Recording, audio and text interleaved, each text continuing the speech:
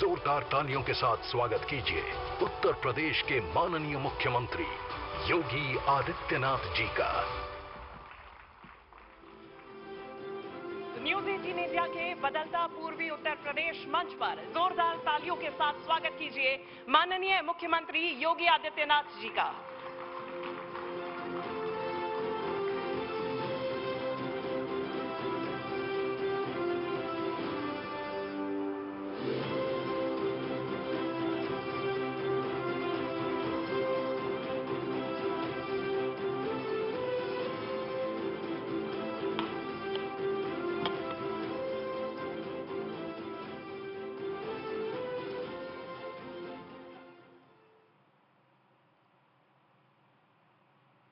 News 18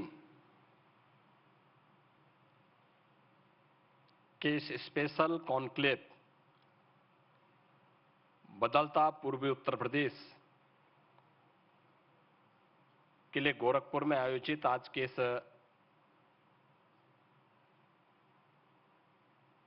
conclave में news 18 के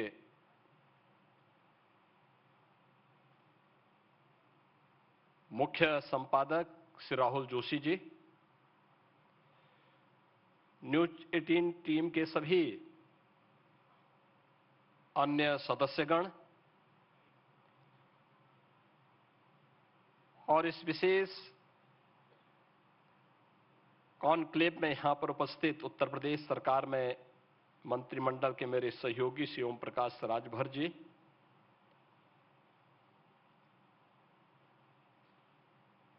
गोरखपुर के लोकप्रिय सांसद श्री रवि किशन जी,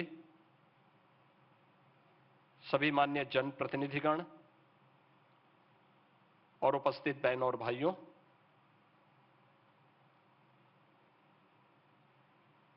पूर्वी उत्तर प्रदेश सदियों से एक ऐसा क्षेत्र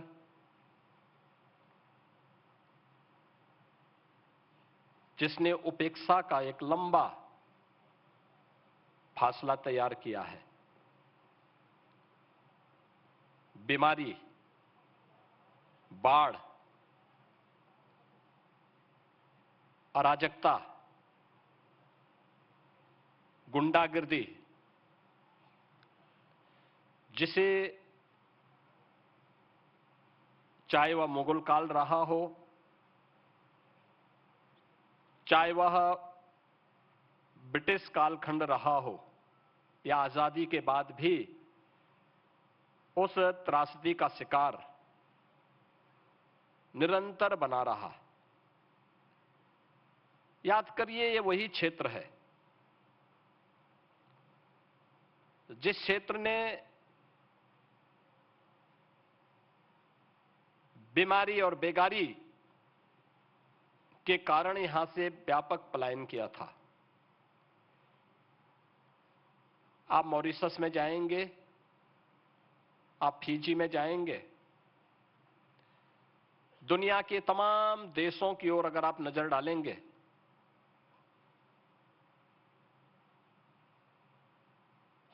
तो रजिस्टर्ड श्रमिक के रूप में अगर कोई गया था तो इसी पूर्वी उत्तर प्रदेश से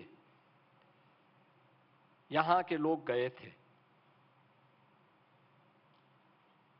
ऐसा नहीं कि उनमें प्रतिभा का अभाव रहा हो, उन्हें जब भी अवसर मिला उन्होंने अपनी प्रतिभा का, अपने परिश्रम का लोहा मनवाया है।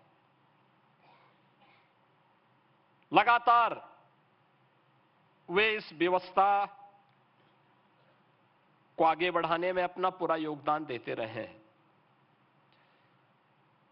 आज आप दुनिया के तमाम देशों में जाएंगे, उन देशों में राष्ट्राध्यक्ष के रूप में इसी धरती पर कभी पैदा हुए, जिनके पूर्वज इस धरती पर पैदा हुए थे, आज दुनिया के तमाम देशों में वे वहां पर नेतृत्व प्रदान कर रहे हैं। अगर वह मॉरिशस का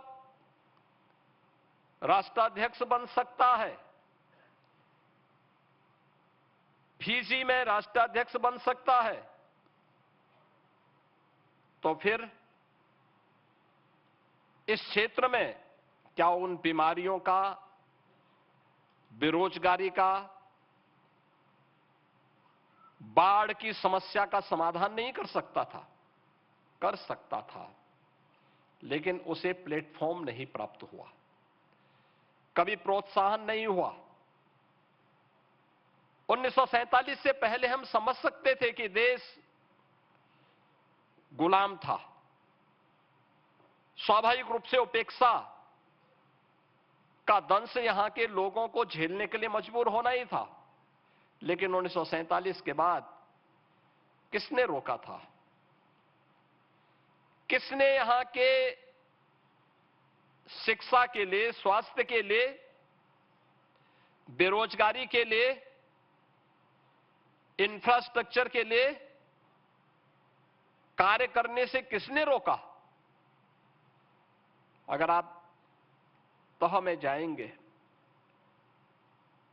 तो आपको वह तस्वीर स्पष्ट दिखाई देगी जो वर्तमान में हम सब जिसका बहुत नजदीक से अवलोकन कर सकते हैं।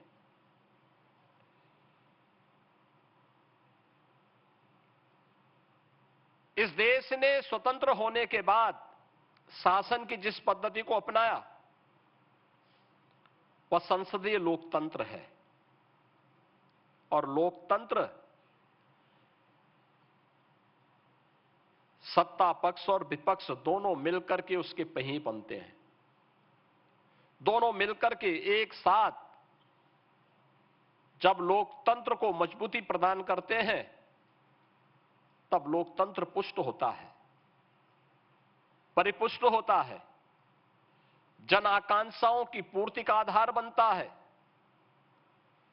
यानी अंतिम पायदान पर बैठे हुए व्यक्ति की आवाज क्या है, इस शासन के कानों तक पहुंचनी चाहिए। इस सकारात्मक भूमिका के साथ विपक्ष को अपने उत्तरदायित्व का निर्वहन भी करना होगा, और उस दायित्व का निर्वहन करने के लिए अगर कोई ये कहे कि नहीं, मैं जनता की बात को नहीं सुनूंगा, तो क्या यह संभव है कि वह जनापेक्षाओं पे खरा उतर पाएगा? या मैं केवल एक कहूं कि हमने ये विकास कार्य करा लिए, हमने ये उपलब्धियां हासिल कर ली, और आम नागरिक उनसे अनभिज्ञ है, उन योजनाओं के बारे में कोई सकारात्मक टिप्पणी नहीं करता है, तो मुझे लगता है कि हमारी बकवास या हमारी उपलब्धियां किसी कार्य की नहीं। और मेरा मानना है कि जब हम पूर्वी उत्तर प्रदेश के बदलाव की बात करते हैं तो पूर्वी उत्तर प्रदेश ने पिछले 12 वर्ष में प्रधानमंत्री मोदी जी के नेतृत्व में और पिछले 9 वर्ष में उत्तर प्रदेश में डबल इंजन की भारतीय जनता पार्टी नेतृत्व की एनडीए सरकार के नेतृत्व में इस बदलाव को देखा है। ये बदलाव केवल मेरे कहने से बदलाव नहीं, जब आम जन इस बदलाव की चर्चा करने लग जाए, आम जन के मन में वह बदलाव नजर आए, तो समझिए कि हां, कुछ बदला है। मैं उसी बात की चर्चा कर रहा हूं। स्वतंत्र भारत में पूर्वी उत्तर प्रदेश में काशी और प्रयागराज को छोड़ दें तो कोई विश्वविद्यालय नहीं था, कोई विश्वविद्यालय नहीं था। और पिछले 9 वर्ष में गोरखपुर में आयुष विश्वविद्यालय बना, आजमगढ़ में महाराज सुहेलदेव के नाम पे विश्वविद्यालय का निर्माण हुआ, बलरामपुर में मां पाटेश्वरी के नाम पर विश्वविद्यालय का निर्माण हुआ, मिर्जापुर में मां विंध्यवासिनी के नाम पे नए विश्वविद्यालय का निर्माण हुआ। अभी हाल ही में भदोई में काशी नरेश विश्वविद्यालय की स्थापना वहां पर हुआ। यानी ये 5 नए विश्वविद्यालय जो गवर्नमेंट के द्वारा बनाए गए, ये मात्र 9 वर्ष के अंदर पूर्वी उत्तर प्रदेश के अंदर बने हैं। शिक्षा के क्षेत्र में बेसिक एजुकेशन, जहां पे ड्रॉप आउट रेट 19% से अधिक थी, कारण था बालक और बालिकाओं के लिए स्कूल का भवन या नहीं था, अगर है तो उसमें बालक और बालिकाओं के लिए टॉयलेट नहीं थे, अलग अलग टॉयलेट नहीं थे, पेयजल की व्यवस्था नहीं थी, प्लेग्राउंड नहीं था, फ्लोर नहीं था, फर्नीचर नहीं था, कोई सुविधा नहीं थी। और आज पूर्वी उत्तर प्रदेश के कमोवेश कोई इक्का दुक्का कोई विद्यालय भले ही छूटा हो, आप बेसिक शिक्षा परिषद के विद्यालयों में जाएंगे, हर विद्यालय में बालक और बालिकाओं के लिए अलग अलग टॉयलेट, पेयजल की व्यवस्था, digital library, smart class, furniture, और हर बच्चे के लिए न जाति देखी न पाति देखी, हर बच्चे के लिए 2 uniform, bag, book, shoes, socks, sweater, ये सभी बच्चे को प्राप्त होती हैं शासन के स्तर पर। 1,36,000 ऐसे विद्यालय उत्तर प्रदेश के अंदर जो बेसिक शिक्षा परिषद के थे, उनमें ऑपरेशन कायाकल्प के माध्यम से ये चेंज आया। ड्रॉप आउट रेट यह 19% से घट करके अब 3% तक आ गया है।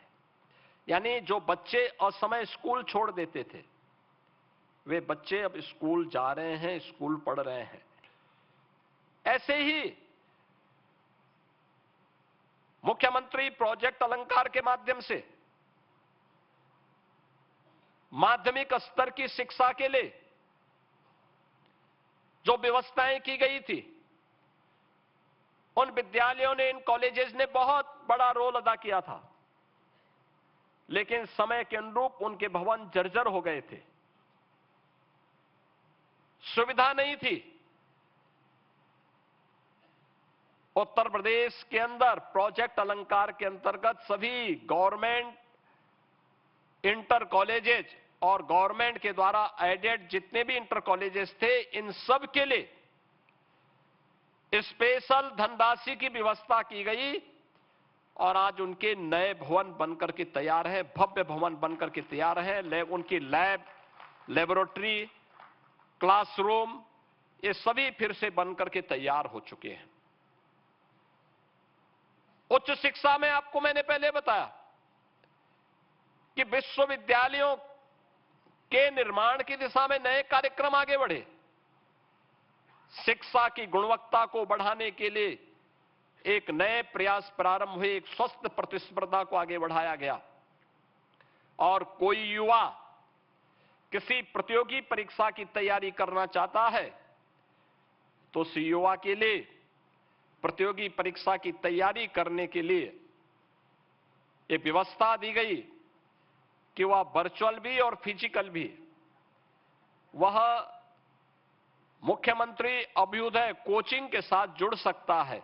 और मुख्यमंत्री अभ्युदय कोचिंग का संचालन अगर उसे यूपीएससी की तैयारी करनी है, Uttar Pradesh public service commission की तैयारी करनी है, नीट की तैयारी करनी है, आईआईटी जेईई की तैयारी करनी है,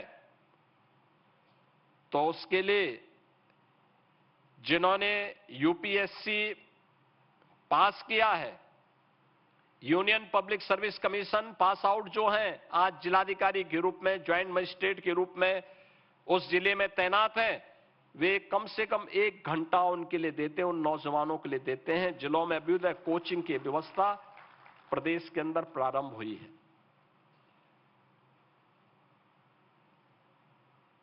युवाओं के लिए आज की आवश्यकता क्या है? हमारा युवा प्रतिभाशाली है, असीम ऊर्जा और प्रतिभा का धनी है, और पूर्वी उत्तर प्रदेश और उत्तर प्रदेश का युवा, उत्तर प्रदेश इस मामले में सौभाग्यशाली है कि वह देश का सबसे बड़ी युवा आबादी का नेतृत्व करता है। हमारी 56 से 60% आबादी युवा है, और हमारा ये युवा शक्ति प्रतिभाशाली है, ऊर्जावान है। इसे जब भी प्लेटफॉर्म प्राप्त हुआ है तो इसने अपनी प्रतिभा का लोहा मनवाया है। आज स्किल डेवलपमेंट के सेंटर और हर जनपद में कम से कम 2 ITI ऐसी दी गई है जो हब एंड स्पोक मॉडल पर उन युवाओं के लिए आज की मॉडर्न टेक्नोलॉजी के साथ उसे जोड़ने के लिए एक नए अभियान के साथ आगे बढ़ी है। यानी उसमें आर्टिफिशियल इंटेलिजेंस भी है, वहां पे ड्रोन टेक्नोलॉजी भी है, स्पेस टेक्नोलॉजी भी है, रोबोटिक के बारे में भी, 3D प्रिंटिंग के बारे में भी, IoT के बारे में भी। ये सभी प्रकार के पाठ्यक्रम वहां पर संचालित हैं, और कोई भी नौजवान वहां पर अपना रजिस्ट्रेशन करा करके उसके माध्यम से अपना सर्टिफिकेट ले सकता है, और फिर उसके माध्यम से कैंपस सिलेक्शन की व्यवस्था भी अपने अनुरूप अपनी जॉब को ढूंढ सकता, अपने कार्यक्रमों को आगे बढ़ा सकता है। यानी युवा के लिए, स्किल डेवलपमेंट के लिए आज के युवा की आवश्यकता क्या है? युवा की आवश्यकता है स्किलिंग की, युवा की आवश्यकता है अच्छी शिक्षा की, क्वालिटी एजुकेशन की, युवा की आवश्यकता है एम्प्लॉयमेंट की, और युवा की आवश्यकता है कि उसके अनुरूप उसको कार्य करने का पूरा अवसर प्राप्त हो। अगर वह स्वयं भी अपना कारोबार प्रारंभ करना चाहता है तो इसके लिए PM इंटर्नशिप की स्कीम भी है, CM इंटर्नशिप की स्कीम भी है, और मुख्यमंत्री युवा उद्यमी स्कीम के माध्यम से उसे आगे बढ़ने के लिए एक प्लेटफॉर्म अतिरिक्त दिया गया है। इसके साथ ही जो मैं कह रहा था, यहां की नियति क्या बन गई थी? बीमारी, कभी मलेरिया, कभी इंसेफ्लाइटिस, कभी डेंगू, अलग अलग क्षेत्र में ये बीमारियां इस क्षेत्र के मासूम को डस लेती थी, और ये समय हुआ करता था आज से 7 वर्ष पहले तक, 8 वर्ष पहले तक, जुलाई से नवंबर तक का माह हर परिवार के लिए भय और दहशत बनकर के पूर्वी उत्तर प्रदेश में आता था। पूर्वी उत्तर प्रदेश एक भय और दहशत, जिस समाज में, जिस देश में बचपन और समय काल कल्पित हो जाए उसका भविष्य क्या होगा? बाढ़ आती थी, बीमारी छोड़ करके जाती थी। बीमारी यहां पर कभी मलेरिया के रूप में, कभी इंसेफ्लाइटिस के रूप में, कभी डेंगू के रूप में, कभी चिकनगुनिया के रूप में, कभी कालाजार के रूप में यहां के बचपन को डस लेती थी और समय उसे काल कल्पित कर देती थी। कोई पूछने वाला नहीं। मुझे याद है इंसेफ्लाइटिस की लड़ाई, मुझे अफसोस होता है कांग्रेस ने लंबे समय तक प्रदेश में शासन किया। समाजवादी पार्टी को इस दौरान 4 बार प्रदेश में शासन बनाने का अवसर प्राप्त हुआ। इंसेफ्लाइटिस के खिलाफ इनकी जवान कभी निकली नहीं। इन्होंने उसकी रोकथाम करने के लिए, उसके उपचार करने के लिए कभी कोई व्यवस्था नहीं की। एक सांसद के रूप में मैंने ये लड़ाई सड़कों पे भी लड़ी है, संसद में भी लड़ी है, और जब हमारी पार्टी ने मुझे ये अवसर दिया कि मैं उत्तर प्रदेश की जनता की सेवा मुख्यमंत्री के रूप में करूं, आज मुझे बताते हुए प्रसन्नता है। जिस बीमारी के खिलाफ मैं 18-19 वर्षों से लड़ाई लड़ रहा था, सत्ता में आते ही हम लोगों ने उस बीमारी का समाधान मात्र 2 वर्ष में निकाल दिया। आज ये क्षेत्र इंसेफ्लाइटिस से मुक्त है, इंसेफ्लाइटिस से मुक्त, डेंगू, कालाजार, चिकनगुनिया, मलेरिया से मुक्त। ये पूरा क्षेत्र आज मेडिकल का एक बेहतरीन केंद्र बनकर के उभरा है। कोई सोचता था गोरखपुर का बीमार बीआरडी मेडिकल कॉलेज ही बीमार था, आज सुपर स्पेशलिटी के एक नए केंद्र के रूप में विकसित हुआ है। गोरखपुर में एम्स हो, एक कल्पना से परे था, आज गोरखपुर में एम्स है। पहले केवल गोरखपुर में मेडिकल कॉलेज था, आज कुशीनगर में मेडिकल कॉलेज, देवरिया में मेडिकल कॉलेज, महाराजगंज में मेडिकल कॉलेज, सिद्धार्थनगर में मेडिकल कॉलेज, बस्ती में मेडिकल कॉलेज, बलरामपुर में मेडिकल कॉलेज, बहराइच में मेडिकल कॉलेज, गोंडा में मेडिकल कॉलेज, सुल्तानपुर में मेडिकल कॉलेज, प्रतापगढ़ में मेडिकल कॉलेज, गाजीपुर में मेडिकल कॉलेज, मऊ में मेडिकल कॉलेज का निर्माण चल रहा है, आजमगढ़ में मेडिकल कॉलेज, चंदौली में मेडिकल कॉलेज, सोनभद्र में मेडिकल कॉलेज, मिर्जापुर में मेडिकल कॉलेज, यानी मेडिकल कॉलेजेस की एक लंबी श्रृंखला। अंबेडकर नगर में मेडिकल कॉलेज, आप अनुमान करिए कितने मेडिकल कॉलेज, इतने तो यानी 1 दर्जन तो मैंने आपको गिनवा दी।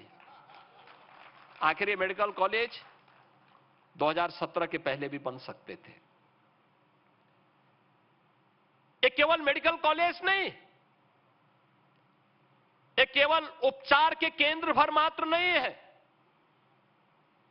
ये मेडिकल कॉलेज विश्वास के प्रतीक है। यहां की स्वास्थ्य सुविधा के विश्वास के प्रतीक बनकर के मेडिकल कॉलेजेस उभरे हैं, संस्थान बनकर के उभरे हैं, और उसी का परिणाम है कि हर व्यक्ति आज यहां पर अपने स्वास्थ्य की गारंटी के केंद्र के रूप में उस मेडिकल कॉलेज को जान सकता है, उसे आगे बढ़ा सकता है।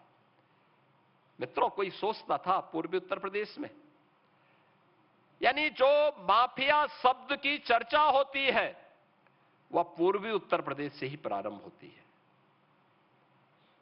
और पूर्वी उत्तर प्रदेश की त्रासदी बन चुकी थी माफिया और मच्छर से। माफिया जनता का खून चूसती थी और मच्छर यहां बीमारी पैदा करती थी। ये जितने दुर्दांत तो माफिया हैं, ये केवल लोकल स्तर पर नहीं, इंटरनेशनल कनेक्शन थे इनके, ये नेशनल सिक्योरिटी के लिए एक थ्रेट थी। कभी ये दल इस माफिया तंत्र के खिलाफ नहीं बोला था, इन्होंने सत्ता के समानांतर माफिया खड़े कर दिए थे। इन्होंने सत्ता के समानांतर उन माफिया की सत्ता को स्वीकार करते हुए उनके सामने ये लोग नतमस्तक होते थे, कोई उनके खिलाफ बोलता नहीं था। आज मुझे प्रसन्नता है इस बात की कि डबल इंजन की भारतीय जनता पार्टी नेतृत्व की एनडीए सरकार ने उत्तर प्रदेश को माफिया मुक्त भी किया है, मच्छर मुक्त भी किया है, और माफिया और मच्छर से मुक्त पूर्वी उत्तर प्रदेश आज अपनी युवा शक्ति के बल पर तेजी के साथ बन रही एक अर्थव्यवस्था के रूप में उभरी है। आज पर कैपिटा इनकम अगर आप पूर्वी उत्तर प्रदेश में देखेंगे, 3 गुना से अधिक हुई है। यहां पर जो प्लान होता था अब प्लान नहीं होता है। अब यहां का नौजवान अपने ही जनपद में अपने क्षेत्र में रोजगार प्राप्त करता है या स्वतः रोजगार के माध्यम से रोजगार सृजन का एक केंद्र बिंदु बनता है। कोई सोचता था इतना अच्छा इंफ्रास्ट्रक्चर पूर्वी उत्तर प्रदेश का होगा?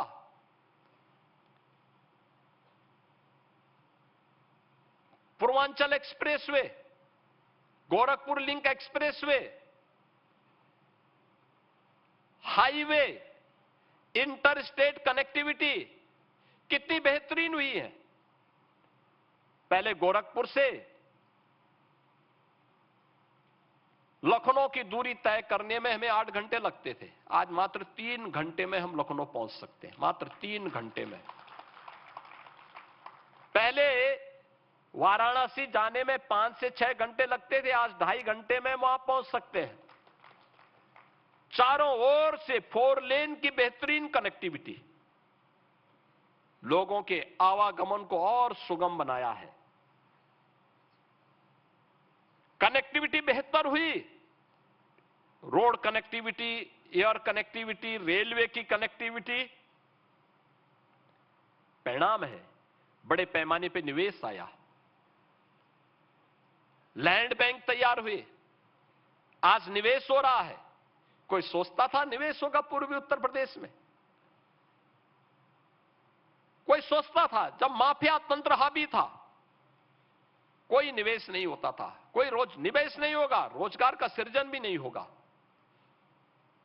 ये तो कांग्रेस और सपा की सरकार के समय पहले से तय था कि नौकरी का मतलब सीधे सीधे एक खानदान का कब्जा, लूट, ये नीति बन चुकी थी। लेकिन आज बेहतरीन इंफ्रास्ट्रक्चर के साथ ही कनेक्टिविटी बेहतरीन हुई है। गोरखपुर में आज से 10 वर्ष पहले तक एक फ्लाइट कभी कभी चलती थी, आज 14 फ्लाइट गोरखपुर से चली हुई है। मैं बार बार कहता हूं ना इन बातों को लेकर कि रवि किशन कब गोरखपुर में है और कब मुंबई में है कोई पता नहीं लगता है। सुबह का ब्रेकफास्ट अगर वह मुंबई में करते हैं तो दोपहर का लंच गोरखपुर में ले लेते हैं, फिर यहां पर शकल दिखा करके फिर वो दिल्ली के लिए प्रस्थान भी कर जाते हैं। यानी अगर एयर कनेक्टिविटी नहीं होती तो ये कठिन होता है। उनको मुंबई से बाई रोड आने या ट्रेन में आने में 24 घंटे लग जाते हैं। लेकिन आज आसान हुआ है, यहां अपना कार्य संपन्न किया, फिर दिल्ली चले गए, फिर दिल्ली का कार्य, दिल्ली में पार्लियामेंट सेशन के बाद फिर वापस गोरखपुर आना है तो गोरखपुर आ गए। एयर कनेक्टिविटी बेहतरीन हुई है और 14 की 14 फ्लाइट ऐसी कि अगर कोई चाहेगा कि मुझे तत्काल टिकट मिल जाए, नहीं मिलेगा, सभी फुल होकर के जाती है। निवेश अकेले गोरखपुर में पिछले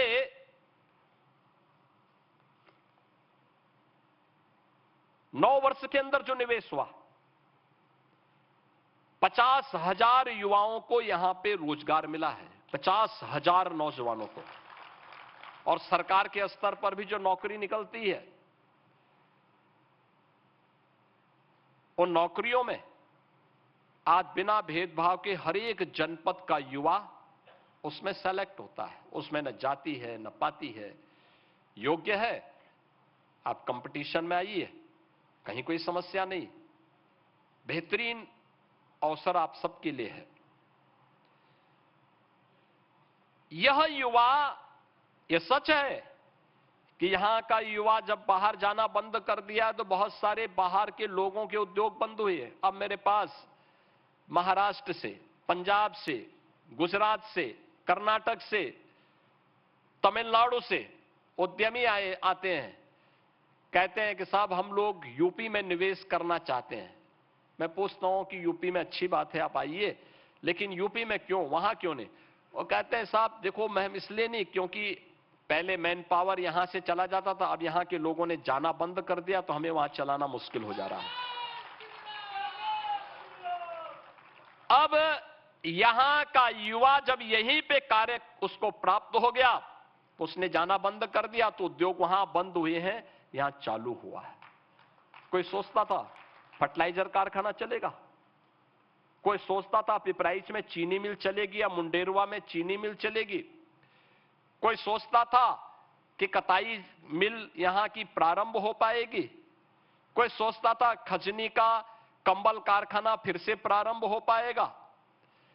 लेकिन ये तो चली है। परंपरागत उद्यम के माध्यम से भी वन डिस्ट्रिक्ट वन प्रोडक्ट को एक नई ऊंचाई प्राप्त हुई। और अंतर यही है, पिछली सरकारों ने वन डिस्ट्रिक्ट वन माफिया दिया, हमने वन डिस्ट्रिक्ट वन प्रोडक्ट दिया, one district one medical college दिया। यही परिवर्तन हुआ है, जिसके कारण आज हम लोगों ने पूर्वी उत्तर प्रदेश को, चाहे वह टूरिज्म के सबसे बेहतरीन डेस्टिनेशन के रूप में स्थापित किया है। कोई सोचता था, काशी में राष्ट्रपिता महात्मा गांधी जब 1916 में काशी आए थे, तो काशी में काशी विश्वनाथ मंदिर का दर्शन करने के लिए जब वो गए, तो संकरी गली और गंदगी देख करके उनके मन में बहुत आक्रोश था। उन्होंने टिप्पणी की थी 1916 में कि अगर किसी दूसरे लोक का कोई जीव कभी धोखे से यहां गिरे तो वह ये मान लेगा कि मैं नरक में आ गया हूं। ये 1916 में गांधी जी की टिप्पणी थी। लेकिन गांधी जी के नाम पे देश की सत्ता बहुत सारे लोगों ने प्राप्त की, लेकिन गांधी जी के सपने को वास्तविक धरातल पर ठीक करने की फुर्सत नहीं थी। आज प्रधानमंत्री मोदी जी के नेतृत्व में काशी विश्वनाथ धाम भव्य रूप में हम सबके सामने है। देश के अंदर किसी एक स्पिरिचुअल टूरिज्म के किसी एक स्पॉट में सबसे ज्यादा टूरिस्ट आता है, वह काशी विश्वनाथ धाम है। काशी में काशी विश्वनाथ धाम है। अयोध्या में श्री राम जन्मभूमि अयोध्या का भव्य मंदिर है, सबसे ज्यादा। और ये केवल आस्था नहीं है, यहां की अर्थव्यवस्था को भी एक नई मजबूती प्रदान हुई है। जो टूरिस्ट आता है टैक्सी यहीं से लेता है, रेस्टोरेंट में यहीं खाना खाता है, होटल में यहीं रहता है,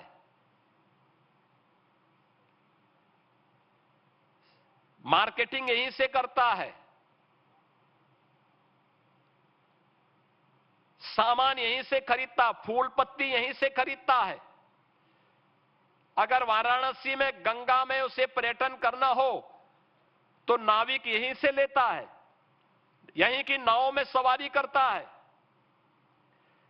प्रयागराज में संगम में उसे नौका विहार करना हो तो वहीं पर नौकाओं को किराए पे लेकर के वहीं पे करता है। पैसा यहां का नाविक प्राप्त करता है, यहां का माली पैसा कमाता है। यहां का जो भी व्यापारी है इनकम उसकी भी होती है, टैक्सी चालक की इनकम होती है। हर एक व्यक्ति की नए रोजगार के सृजन का आधार यूपी की अर्थव्यवस्था को एक मजबूती प्रदान करने के आधार बने हैं। आस्था के साथ साथ आर्थिकी को इसने एक नई ऊंचाई दी है। इसलिए इन कार्यों, ये बदलाव आज पूर्वी उत्तर प्रदेश में डबल इंजन सरकार के कारण देखने को मिला है। नई नई चीजें आई हैं। ये बदलाव हर एक क्षेत्र में हुआ है और मैं तो इस बात के लिए यहां के युवाओं का अभिनंदन करूंगा कि उन्होंने इस बदलाव का साक्षी अपने आप को बना करके स्वयं भी अपनी सोच में बदलाव लाने का काम किया है।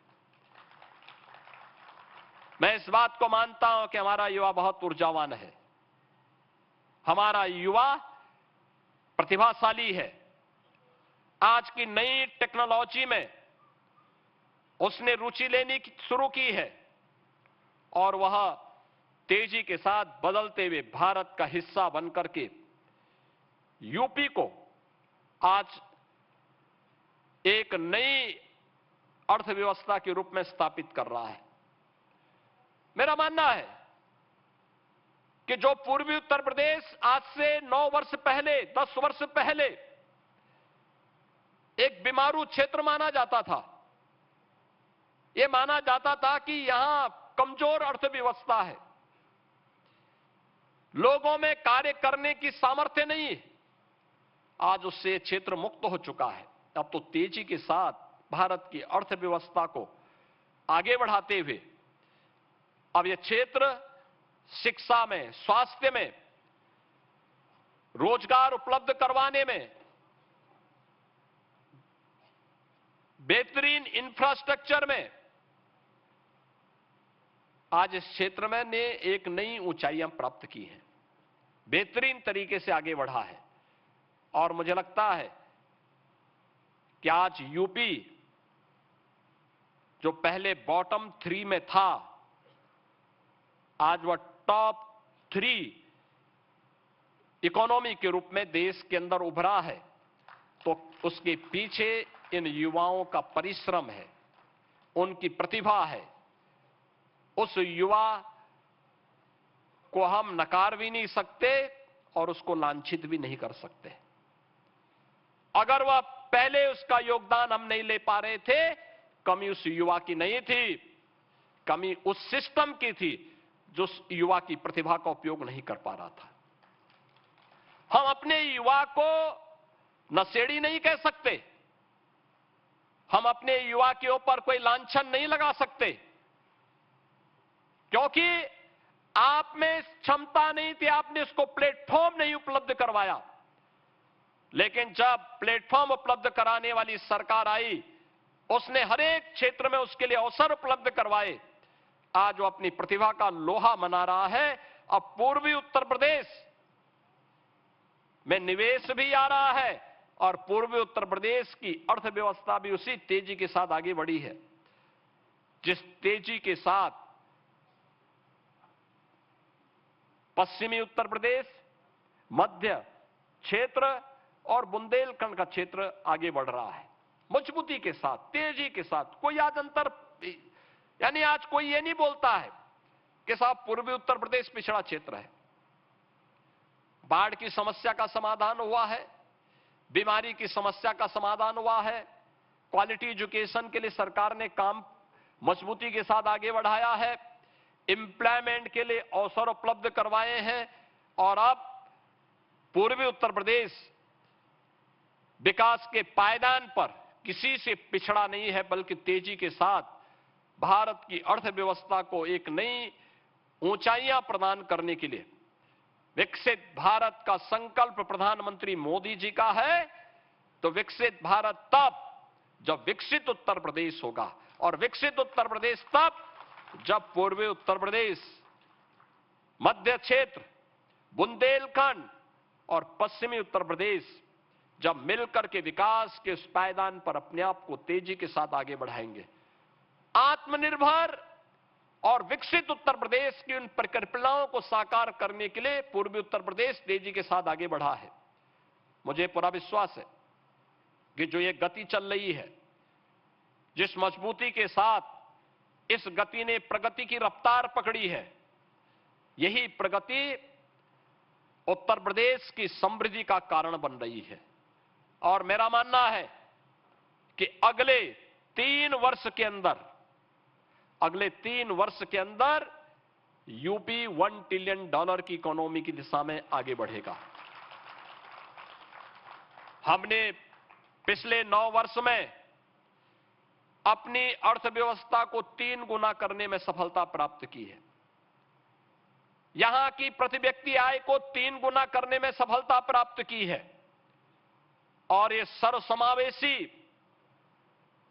विकास के उस आयाम को हर गांव, हर गरीब, हर किसान, हर नौजवान और हर महिला तक पहुंचाने के लिए जो सरकार के द्वारा किए गए प्रयास हैं, उस प्रयास का परिणाम हम सबके सामने है और उसी परिणाम को आगे बढ़ाने के लिए मैं धन्यवाद दूंगा न्यूज 18 को कि इन्होंने बदलता पूर्वी उत्तर प्रदेश इस विशेष कॉन्क्लेव को राज्य मुख्यालय से हटा करके पूर्वी उत्तर प्रदेश के केंद्र बिंदु गोरखपुर में करने का कार्य किया है। क्योंकि गोरखपुर केवल गोरखपुर नहीं है, पूर्वी उत्तर प्रदेश का एक महत्वपूर्ण केंद्र तो है ही, नेपाल और बिहार, पश्चिमोत्तर बिहार का भी एक महत्वपूर्ण केंद्र है, जहां की एक बड़ी आबादी अपने शिक्षा के लिए, अपने स्वास्थ्य के लिए, अपने व्यापार और रोजगार के लिए गोरखपुर पे निर्भर करता है या वाराणसी पे निर्भर करता है। इन क्षेत्रों में इस प्रकार का कॉन्क्लेव लोगों के दृष्टिकोण को आगे बढ़ाने में मदद करता है, नौजवानों के लिए एक नया अवसर प्रदान करता है। हमारा युवा अपनी प्रतिभा से, अपनी गति से इस क्षेत्र को एक नई प्रगति के आयाम तक पहुंचाने में सफल होगा। इस विश्वास के साथ मैं न्यूज 18 के बदलता पूर्वी उत्तर प्रदेश के इस विशेष कॉन्क्लेव के लिए पूरे न्यूज 18 परिवार को हृदय से धन्यवाद देता हूं और विश्वास करता हूं कि प्रगति की और समृद्धि की इस नए युग में एक मीडिया, जिम्मेदार मीडिया ग्रुप के नाते वह इस पूरी जवाबदेही को आगे बढ़ाने के लिए निरंतर इसी प्रकार से सकारात्मक भूमिका का निर्वहन करता रहेगा। आप सभी के प्रति मेरी मंगल में शुभकामनाएं हैं। धन्यवाद। जय हिंद। मेरा माननीय मुख्यमंत्री जी से अनुरोध है, कृपया आप मंच पर बने रहें और मैं नेटवर्क 18 के MD and group editor in chief mister Rahul Joshi को मंच पर बुलाना चाहूंगी। कृपया आप मंच पर आएं और माननीय मुख्यमंत्री जी को अपना कीमती वक्त देने के लिए धन्यवाद दें।